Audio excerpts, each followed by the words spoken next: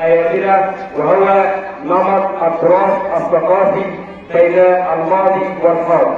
عنوان مسرحيتنا التراث الثقافي حب امتلاء تضحية، حب الوطن امتلاء لهذا الوطن، التضحية من أجل هذا الوطن. قبل ما نبدأ العرض المسرحي بتاعنا هنتكلم عن معنى التراث الثقافي. التراث الثقافي المصري مليء بالقيم واحترام الآخر وتعدد الثقافات وغيرها من القيم التي تكون مبتكرة. أولا أنماط السكان في مصر على المحروس.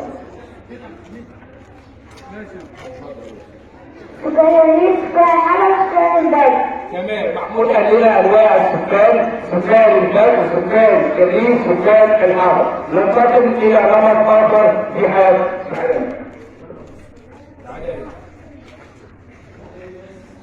البدو عايش في افعال واعمل في الراعي والتعديل. تمام. نيجي بقى على سكان الريف، ونحن منهم سكان الريف اللي هي المناطق المتوسطه.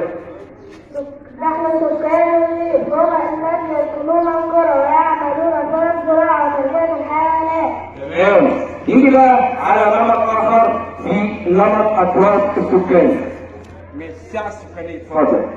الساعة السكانية أنا الساعة موجودة معنا قلنا بهذا المركز الاستعباء العامة والإحصاء. تمام.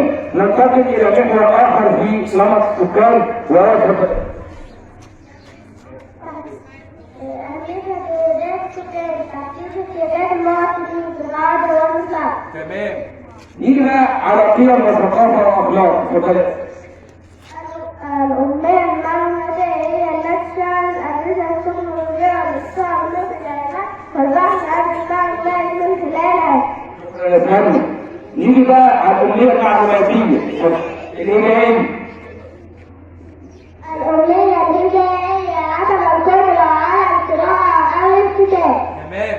ننتقل إلى أهالينا في أهل النوبة وتحية تقديرنا أشوف يعملوا. اتفضل.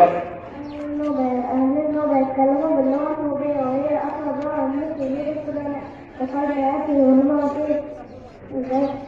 في انتظار ذات مصر حيث يستخدموا كثير طريقة.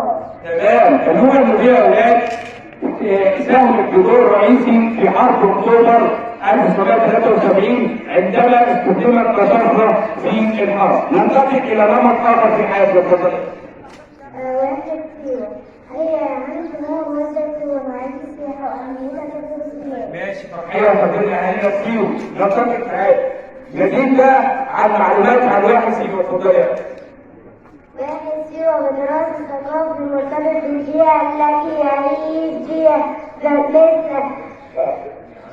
مثل أي شهر أكتوبر في كل عام بعيد حصاد الزهور والزيتون وهو المورد الأساسي لاقتصاد الواحد. تمام. المورد الأساسي لاقتصاد السياحة في مصر. تعالى ننتقل إلى نمط آخر.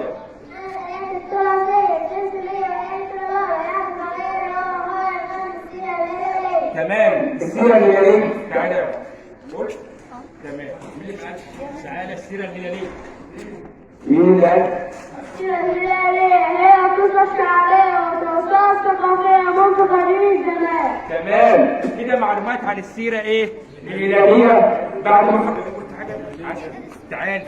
نيجي بقى على النمط الأخير في التراث الثقافي استعداد السكان. استعداد السكان هو عصر زيادة السكان من حيث العدد والحصاد. شكرا. كده يا ولاد تعالى. النمط الأخير بقى تعريف. اتفضل.